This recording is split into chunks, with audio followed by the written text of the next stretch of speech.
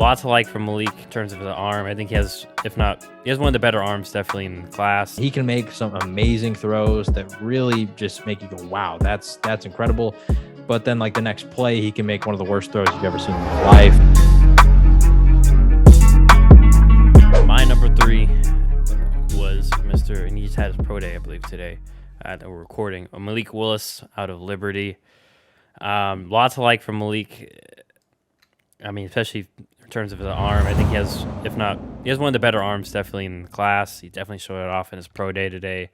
Good scrambler. I know everyone was saying, some people were theorizing he's a really good, he can be really fast. Some more like, just from what I watched, doesn't have the speed of it, and he's not in that even class of speed. He's a good runner, but he's not going to be dusting people for 20, 30-yard runs. Nonetheless, obviously good arm, good scrambler. Kind of like you mentioned with Howell. He has good short area quickness. I think that's mainly because of his strong lower. He's got strong legs. Like, he's a tough dude to take down. I know he played at Temple, but they did play a few. They played Ole Miss. Liberty. Liberty. I'm sorry. I'm mixing my small schools. But nonetheless, he showed that he can escape the pocket, break tackles. He can throw at different arm angles. For the most part, he's still pretty accurate when doing that. There are times when it's not, and this is where we go to some of my negatives. And this one's tough because like maybe it's the system, but I mentioned with our friend Cody and maybe and you played Madden. There's the people you can tell they go 1 read, 2 read, scramble. That's their mindset. I'm gonna run 1 read. They don't go to the 3rd read. And maybe that's just something that he was taught in Liberty. I'm sure that's something that be coached out of him. But that concern leads to my next one, which is he doesn't really field to field, and I just didn't see a lot of anticipation throws. There's a lot of screens, slants, and goes at Liberty. And even when there wasn't that, when there was like an in cut or just a throw that required anticipation and timing, he either wouldn't pull the trigger or didn't pull the trigger. It was late on the throw or early on the throw, and it was incomplete or was a bad decision. It ended up being a poor throw. And that may be more attributed to his feet too. But once again, I think overall his anticipation needs a bit of work. Like I mentioned, his feet can lead to, I feel like, some inaccuracy because he's going just 1-2 and then he's thinking run.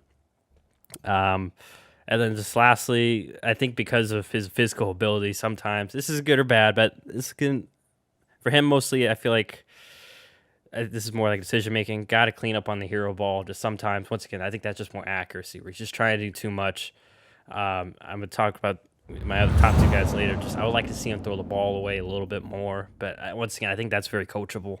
That's something that, like I said, I mentioned Josh Allen. That's something he had to learn was, hey, just throw the ball away. Just live to see another day. You don't have to force the ball downfield and into a completion. So that is my number 3 guy. My number 2 is Malik Willis from Liberty. I agree with everything you already said. I think he's got really great arm strength. I do think his athleticism is a bit overrated by some people. And once again, for the record, I'm restating this. I'm not super high in this quarterback class, so I actually wouldn't even take him in the first round personally, because I think he's a lot more of a project. We talk about last year's class with Trey Lance. I think he's more of a project than Trey Lance was. Yeah, Trey Lance. I would agree. Yeah, that was low on Lance coming out. Yeah, and so was I. But anyway, I think that he's got a really great arm. I think that he does have some athleticism, some speed, that he can make plays down the field. And so he has that elite capability or that elite quality that I think can really propel him if he can fix the other stuff. The other stuff being the ball placement, the decision making, some sort of the quickness in the pocket, the footwork, some of those things. I just think that he's really lacking. But at the same time, he was at Liberty, so like he didn't necessarily have like access to the best staff in the country, and that's no shot at the coaching staff over at Liberty or even the teammates or anything that's over there. But I think that once you get into the NFL, some of those things are fixable, some of those things are coachable. But the biggest issue for me that keeps him from being number 1 and from, in my opinion, being a first-round quarterback is the accuracy in the ball placement. I think that it's pretty rough. There's, he can make some amazing throws that really just make you go, wow, that's incredible. But then like the next play, he can make one of the worst throws you've ever seen in your life. So I just think that he's too up and down. But like I said, in my personal preference, I'm going for a guy that I think has the potential to be top 10. I think that he has one of the highest ceilings in the whole class if he can figure things out.